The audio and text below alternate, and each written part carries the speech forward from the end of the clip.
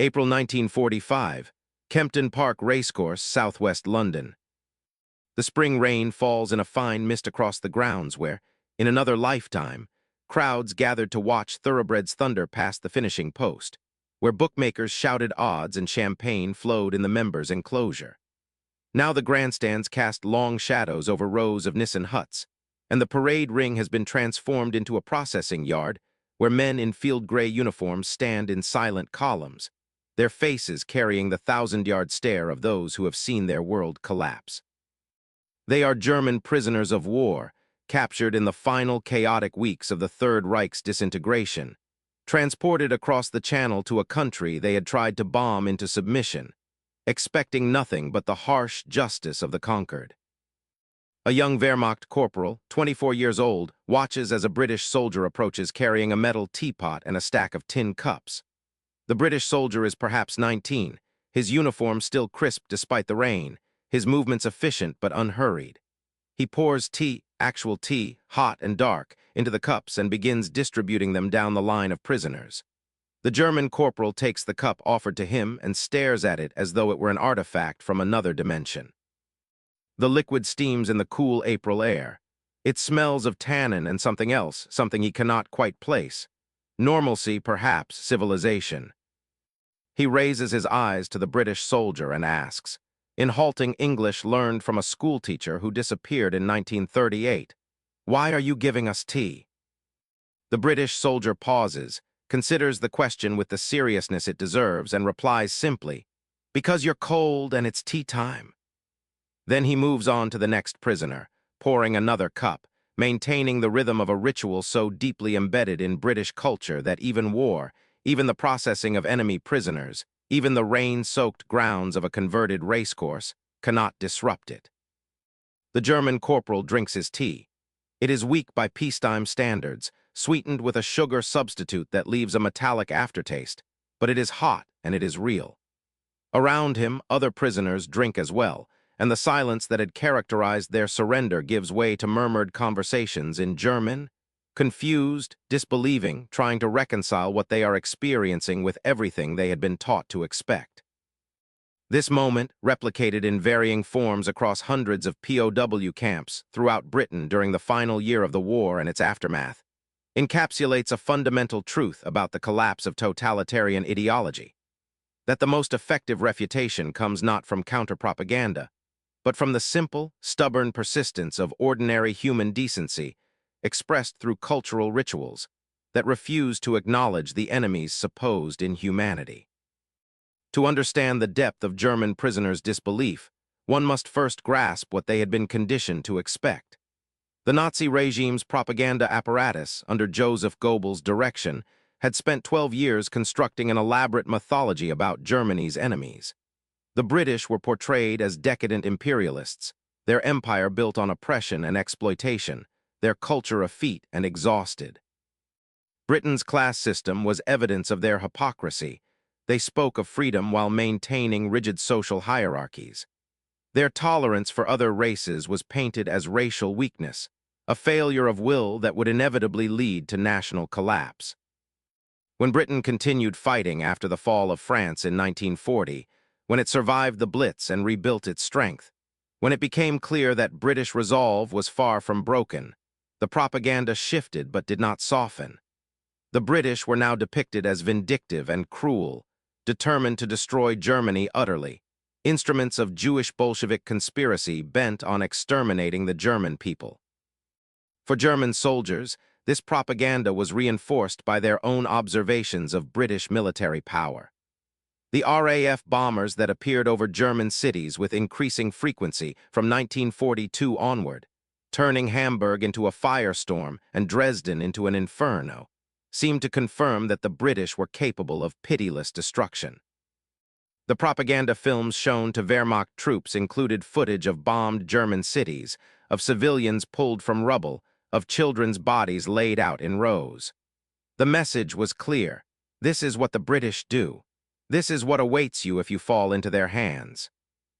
By 1945, as the Reich collapsed and German soldiers found themselves captured in massive numbers, over 200,000 in the final weeks of the war in northwestern Europe alone, This expectation of harsh treatment had become almost universal. Many German soldiers had witnessed or participated in the Wehrmacht's own brutal treatment of prisoners and civilians in occupied territories. They had seen or heard of the mass executions, the starvation, the systematic cruelty. The logic was inexorable. We did this to them, therefore they will do this to us. The Soviet treatment of German prisoners seemed to confirm this logic.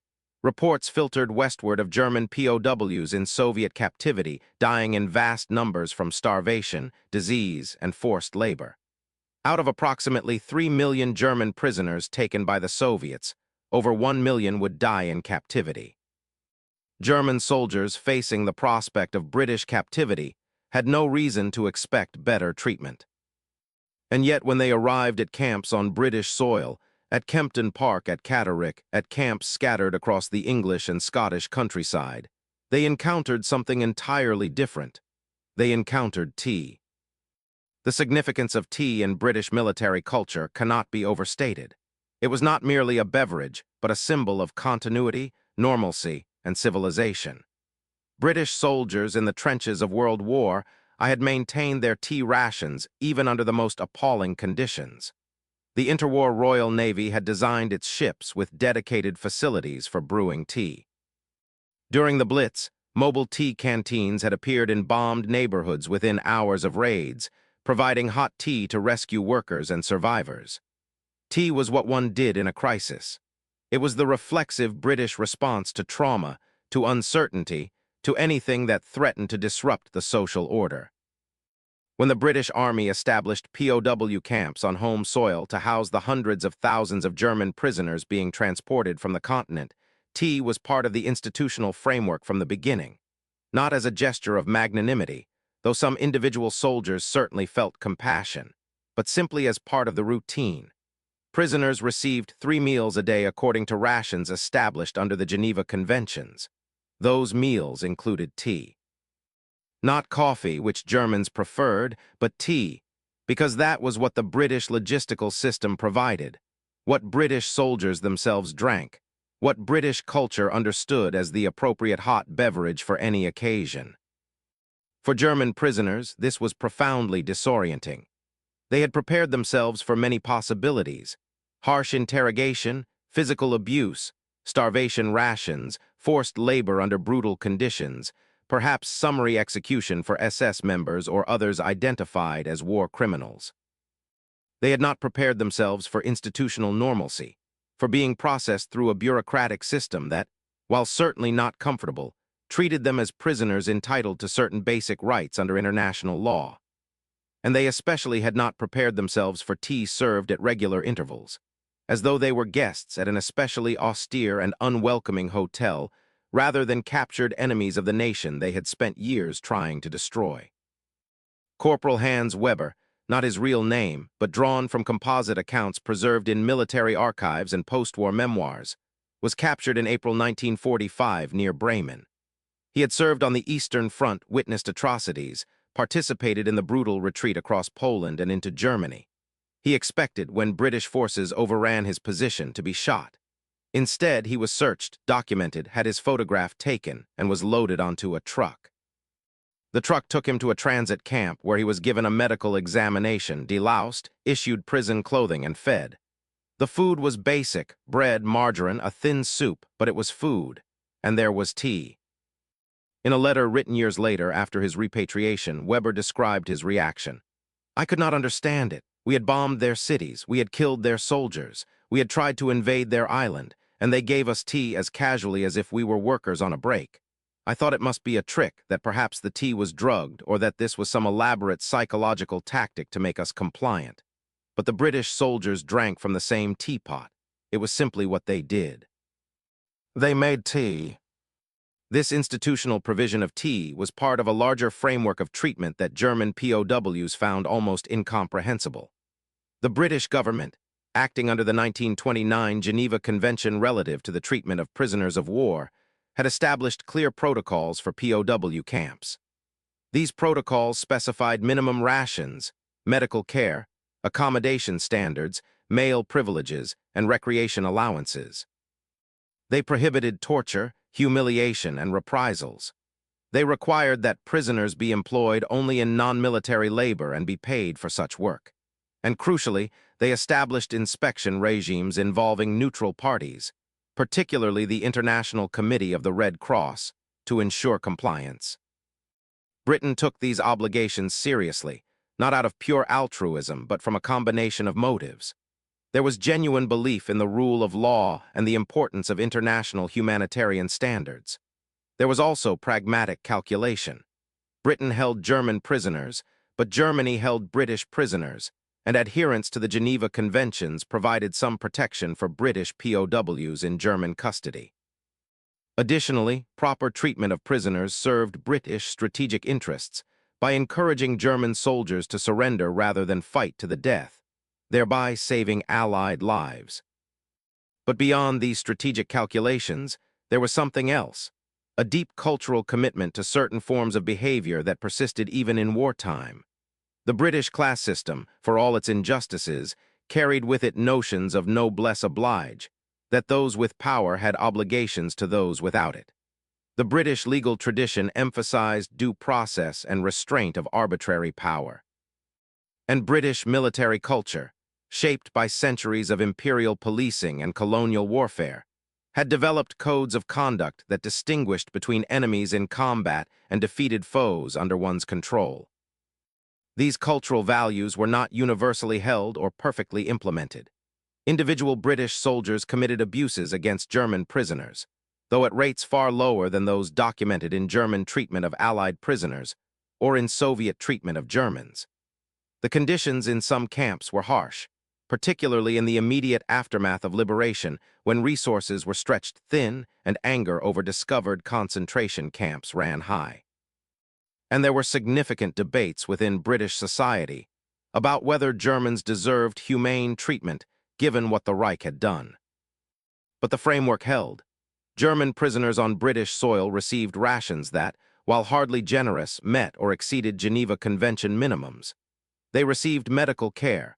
British doctors and orderlies treated German prisoners with the same medicines and techniques used for British wounded.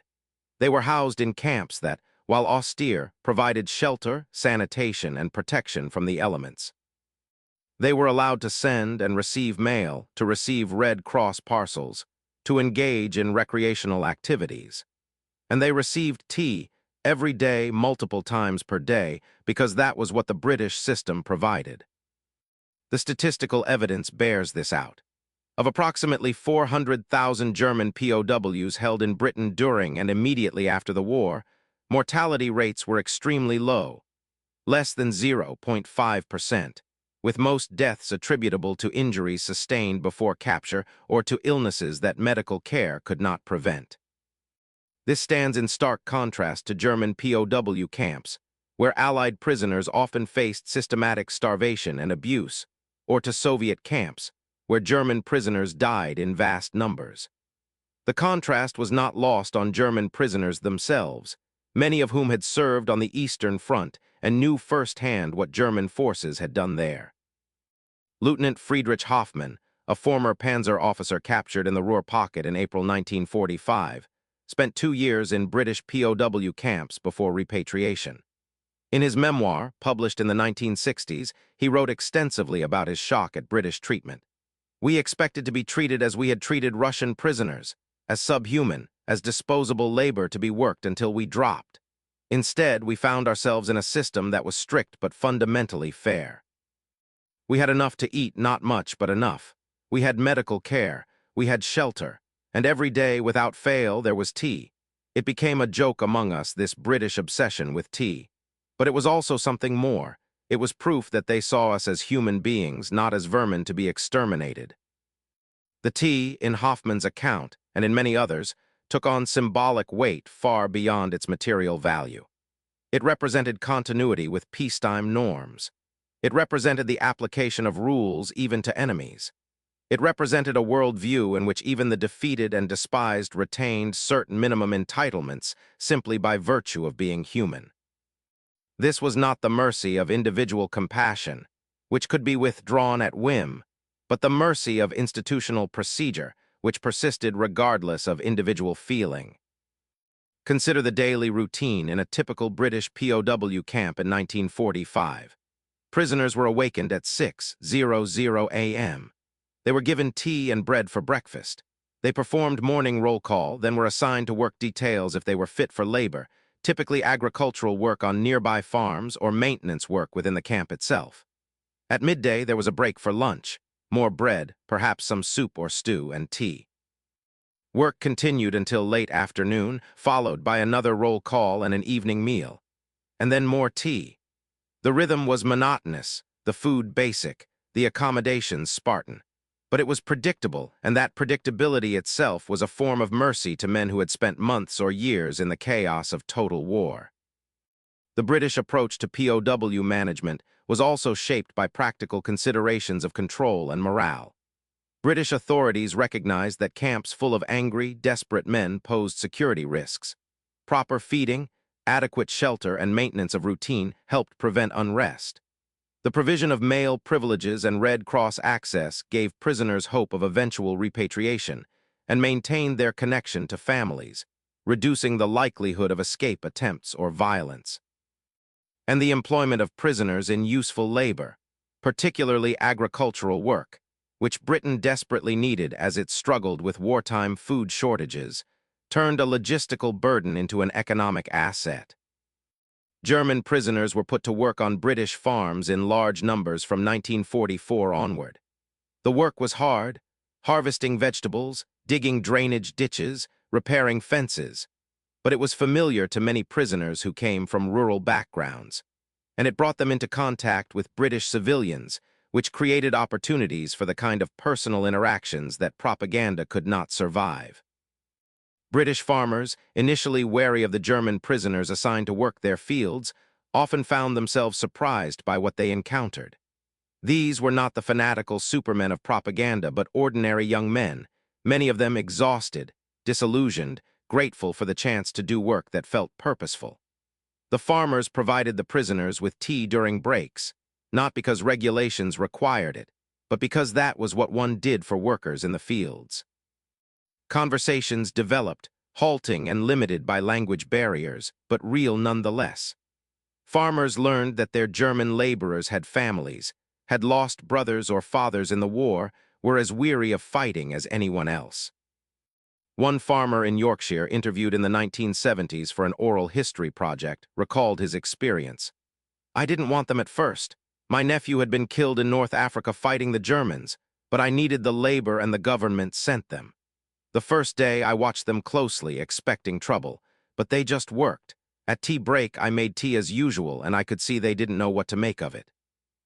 One of them spoke a bit of English, and he asked why I was being kind to them. I told him I wasn't being kind, I was following the rules. You work, you get tea. That's how it's done. After a few weeks, I stopped thinking of them as Germans. They were just the lads who helped with the harvest. This normalization was precisely what British authorities hoped would occur. The goal of the POW system was not punishment, but containment and eventual reintegration. British planners, thinking ahead to the post-war settlement, recognized that Germany would need to be rebuilt as a stable, democratic state if Europe was to have any hope of lasting peace. That required Germans who could be reintegrated into civilian life, who had not been so brutalized by captivity that they emerged as implacable enemies. The tea, the adequate rations, the medical care, the adherence to Geneva Conventions, all of this was part of a larger strategic vision in which humane treatment of prisoners today would facilitate peace tomorrow. Not all German prisoners were receptive to this treatment or understood its implications. Hardcore Nazis, particularly SS members and officers who had fully internalized the regime's ideology, often interpreted British adherence to rules as weakness.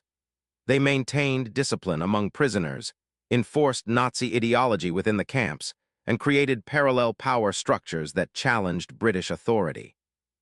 Camp commandants had to navigate carefully, identifying and isolating the most fanatical prisoners, while avoiding measures so harsh that they would radicalize the larger prisoner population. The process of denazification within the camps was complex and often frustrating. British authorities screened prisoners to identify war criminals and high-ranking Nazis. They showed documentary films of liberated concentration camps, forcing prisoners to confront evidence of the regime's crimes. They established education programs aimed at introducing democratic principles. But they also recognized that genuine ideological transformation could not be imposed by force. It had to emerge from prisoners' own confrontation with reality, with the gap between what Nazi propaganda had promised and what they had actually experienced. For many German prisoners, that confrontation began with the tea. It continued through months or years of observing how British society functioned, how British soldiers behaved, how British civilians treated them. They saw a country that had been bombed and bled but had not broken. They saw a social system that, for all its flaws, maintained certain standards of fairness and legality. They saw that democracy, which Nazi propaganda had portrayed as weak and chaotic, had proven resilient enough to survive total war and organized enough to manage hundreds of thousands of prisoners according to international law. Obergefreiter Carl Schmidt, captured in France in August 1944 and held in Britain until 1947, described his gradual ideological transformation in letters preserved in German military archives. At first, I clung to what we had been taught. I told myself that British kindness was a trick, that they were weak and sentimental. But as months passed, I began to see things differently. They had defeated us. Their system had proven stronger than ours. And yet they did not lord this over us. They simply followed their rules. When I was ill, they gave me the same medicine they gave their own soldiers. When I worked on the farm, they gave me tea at break time like any other worker. Slowly, I began to question everything I had believed. The cultural significance of tea in facilitating this questioning cannot be overstated. Tea was not neutral. It was profoundly British, carrying with it centuries of cultural associations. The ritual of tea, the specific times it was served, the way it was prepared, the social expectations around its consumption, embodied a set of values about order, civility, and the maintenance of routine even in adverse circumstances. When British soldiers made tea for German prisoners, they were not consciously making an ideological statement. They were simply doing what British military culture had trained them to do. But the effect was ideological nonetheless. The tea demonstrated that British identity was strong enough to persist unchanged even in the presence of defeated enemies. There was no need to abandon British customs, no need to adopt the enemy's preferences, or to show triumphalist contempt for German culture. The British simply continued being British, and in that continuation there was a kind of power that military force alone could not convey. German prisoners noticed this. They noticed that British soldiers complained about their own food, grumbled about the weather, made jokes about their officers, all while maintaining military discipline and accomplishing their duties. They noticed that British camp commandants followed regulations even when those regulations constrained their authority.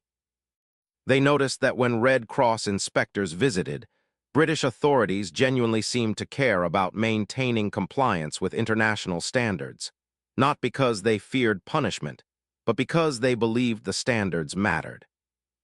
This was profoundly different from what many German prisoners had experienced in the Wehrmacht, where brutality was often arbitrary, where officers wielded unconstrained power, where regulations existed mainly to be circumvented by those with sufficient rank or connections. The contrast between British and German military culture became particularly apparent to prisoners who had served on the Eastern Front, where the Wehrmacht had waged a war of extermination that deliberately abandoned all legal and humanitarian constraints. One such prisoner, a former NCO who had fought from Stalingrad to Berlin, wrote in his diary, "In Russia, we were told that laws did not apply, that the enemy was subhuman and could be treated accordingly. We did terrible things because we were told that this was necessary, that civilization was a luxury we could not afford in total war. Now I am a prisoner of the people we called soft and decadent, and I see that they never abandoned their civilization. They made tea for us. They followed their rules, and in doing so, they proved themselves stronger than we ever were." The question of why British treatment of German POWs was relatively humane, especially compared to Soviet treatment, is complex and reflects deep structural differences between democratic and totalitarian systems. The Soviet Union, having suffered invasion, occupation, and genocidal warfare at German hands, approached German prisoners with a combination of vengeance and pragmatic exploitation. German POWs in Soviet camps were used as forced labor in conditions that resembled the concentration camps Germans had built in occupied Soviet territory. The mortality rate was catastrophic. In contrast, Britain had been spared invasion and occupation. British civilians had suffered from bombing, but they had not experienced the ground-level brutality of Wehrmacht occupation that Soviet and Eastern European populations endured. This distance from the worst German atrocities may have made it easier for British authorities to maintain adherence to Geneva Conventions, but there was more to it than emotional distance. There was a genuine institutional commitment to the rule of law, reinforced by democratic accountability. British authorities knew they were being watched by Parliament, by the press, by international observers, by their own citizens. Systematic abuse of prisoners would have sparked outcry and political consequences. Moreover, British strategic culture had been shaped by centuries of imperial policing, which had developed doctrines of minimum necessary force and winning hearts and minds. These doctrines were often applied hypocritically in colonial contexts, where British forces could be brutally repressive. But they did establish within British military culture a principle that excessive force and gratuitous cruelty were tactically counterproductive. Prisoners who were treated reasonably were easier to manage and more likely to provide useful intelligence. Populations that witnessed restrained British behavior were more likely to accept British authority. This pragmatic calculation reinforced moral and legal commitments to produce a system that, while far from perfect, represented a fundamentally different approach to enemy prisoners than that taken by Nazi Germany or the Soviet Union. And within that system, tea was both symbol and substance, a small daily reminder that even in captivity, even as prisoners of a nation they had tried to destroy, German POWs were being treated according to standards that recognized their humanity. The long-term effects of this treatment on German prisoners were significant and often unexpected. Many German POWs returned home after years in British captivity with profoundly changed worldviews. They had seen democracy function. They had experienced the rule of law. They had witnessed a society that, despite its class divisions and imperial legacy, maintained certain standards of fairness that Nazi Germany had utterly abandoned. These repatriated prisoners became, in many cases, advocates for democratic reform in post-war Germany. They had seen that the Allied powers, particularly the Western Allies, were not the monsters of Nazi propaganda. They had learned that it was possible to build a society based on law rather than on the unconstrained will of a dictator. And they carried with them memories of specific acts of decency. The tea served at regular intervals, the medical care provided without discrimination, the adherence to rules even when those rules constrained the captor's power. That contradicted everything they had been taught about the supposed weakness and degeneracy of democratic societies. This was not universal. Some prisoners remained committed Nazis. Others became opportunistic Democrats, adopting new ideologies not from conviction, but from recognition that the old order was dead. Still others fell into apathy and disillusionment, unable to reconcile their experiences with any coherent worldview. But enough underwent genuine transformation that the Allied policy of humane treatment, for all its mixed motives and imperfect implementation, contributed to the possibility of building a democratic West Germany. In the immediate post-war period, as Britain grappled with massive labor shortages and economic devastation, German POWs remained in Britain to work on reconstruction. They repaired bomb damage, worked in agriculture, cleared rubble from bombed cities. They lived in camps but interacted regularly with British civilians. Relationships formed, sometimes friendships, occasionally romances that violated non-fraternization policies but persisted nonetheless. British civilians, seeing German prisoners up close over months and years, found it increasingly difficult to maintain the hatred that wartime propaganda had cultivated. A woman who had lost her husband in the war and employed German prisoners on her farm recalled, "I hated them at first. Every time I looked at them, I thought of my husband buried somewhere in France. But they were just boys, really. One of them reminded me so much of my husband when he was young. They worked hard, and they were grateful for the tea and sandwiches I provided. After a while, I stopped seeing them as Germans and just saw them as people who were far from home, as my husband had been far from home before he died." This gradual humanization of the enemy through prolonged contact was precisely what British authorities had hoped to achieve. The strategic goal was not merely to contain German prisoners, but to transform them from enemies into potential partners in rebuilding Europe. Tea was a small part of this process, but it was a part nonetheless, a daily ritual that normalized interaction, that established routines of civility, that demonstrated British culture's resilience and confidence. When German prisoners were finally repatriated between 1946 and 1948, they carried back to Germany not just memories of captivity, but evidence that contradicted Nazi propaganda's fundamental claims. The British had not been weak. They had been strong enough to defeat Germany. They had not been barbarous. They had treated prisoners according to international law. They had not been racially degenerate. They had maintained their cultural identity and social cohesion throughout the war. And they had served tea every day with a regularity that bordered on the obsessive, demonstrating that even total war had not forced them to abandon the rituals that defined their civilization.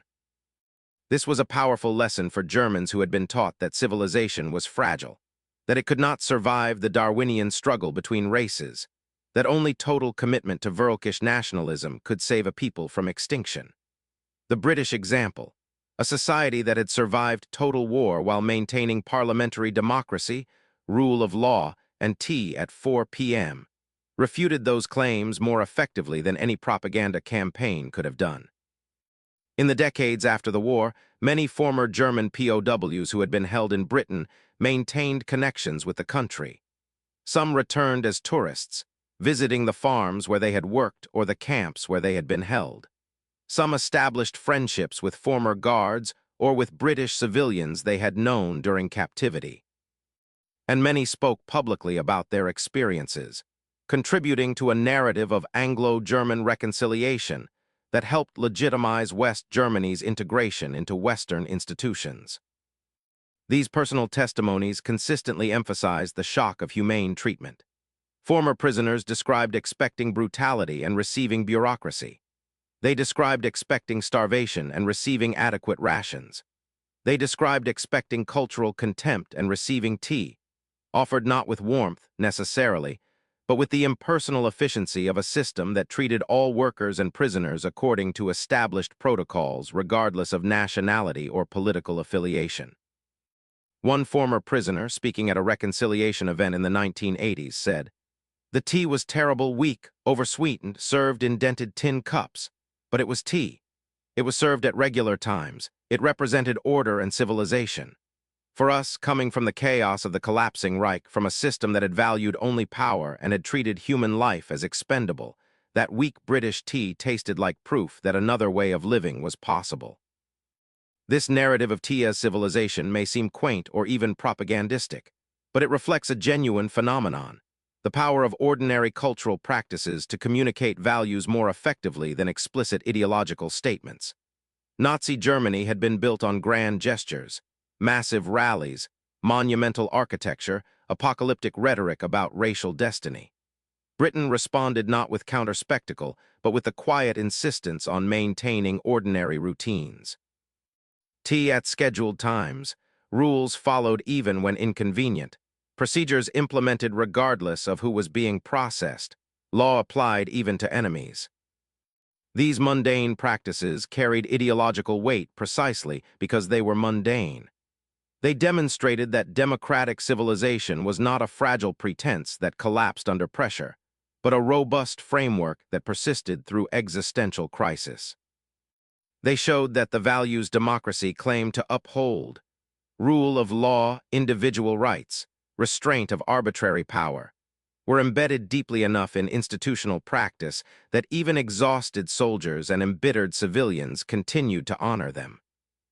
For German prisoners who had lived through the Nazi period, who had seen how quickly German civilization had abandoned its liberal traditions once Hitler consolidated power, who had witnessed the descent into barbarism that followed, this British persistence was revelatory. It suggested that the problem was not civilization itself, not democratic weakness, not the humanitarian constraints that Nazis had rejected as sentimental. The problem was abandoning those constraints, believing that total war justified total barbarism, accepting the logic that might makes right.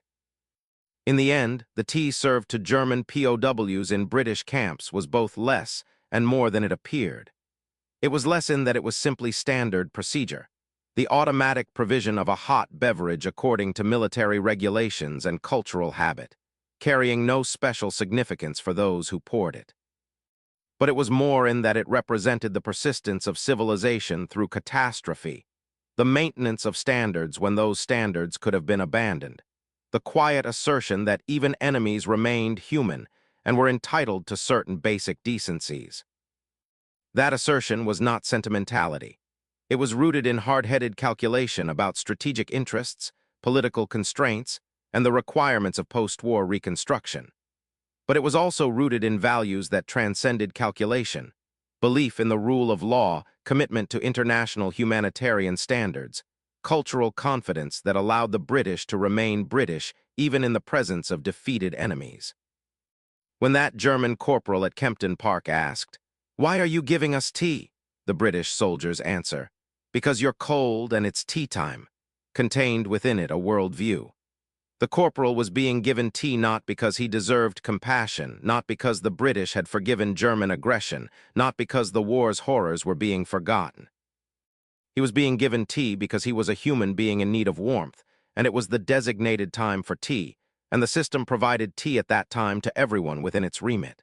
The impersonality of that answer, the bureaucratic blandness, the very ordinariness, these were the point. They demonstrated that civilization was a set of practices and procedures, not a feeling.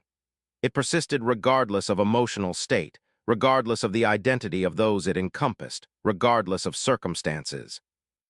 For 12 years, Nazi Germany had promised that civilization was an illusion, that only racial solidarity and pitiless strength mattered, that humanitarian constraints were suicide in a world of total struggle. The tea, weak, oversweetened, served in a dented tin cup at a converted racecourse in the ruins of Europe, refuted that promise. It said, civilization survives, law persists, humanity endures. And you, German prisoner, enemy soldier, defeated foe, are encompassed by these things whether you understand them or not, whether you believe in them or not, whether you deserve them or not. That was the lesson British POW camps taught, cup by cup, day by day, to hundreds of thousands of German prisoners. Not through lectures or propaganda, but through the simple maintenance of standards, the provision of minimum decencies, the adherence to rules even when those rules constrained British power and protected German prisoners. The lesson was not always learned, but it was always offered. And for those Germans who accepted it, who recognized the gulf between what they had been taught and what they experienced, who understood that British tea represented something more profound than a hot beverage, for them, captivity became the beginning of transformation. The corporal drains his cup. The tea is weak and metallic, but it is hot. Around him, other prisoners stand in the rain, holding their cups, beginning to understand that they have survived the war and that survival in British hands means something different than they expected. They are cold, tired, defeated, far from home, but they have been given tea. And in that mundane gesture lies the seed of a different future, one in which enemies can become something other than enemies, in which defeat does not mean annihilation, in which the values democracy claims to uphold are real enough to shape how even prisoners are treated on a rainy April afternoon in a converted racecourse in southwest London. The tea grows cold. The rain continues. The war in Europe has days left to run. But in this moment, standing in line with a tin cup in his hands, the German corporal begins, barely, hesitantly, to question everything he thought he knew. And that questioning, multiplied across hundreds of thousands of prisoners, becomes part of the foundation on which a new Germany will eventually be built. Not because of the tea itself, but because of what the tea represented. The stubborn, bureaucratic, quintessentially British insistence that even in war, even in victory, even toward enemies, certain standards hold. The kettle boils. The cups are filled. The ritual continues, and in its continuation, civilization persists.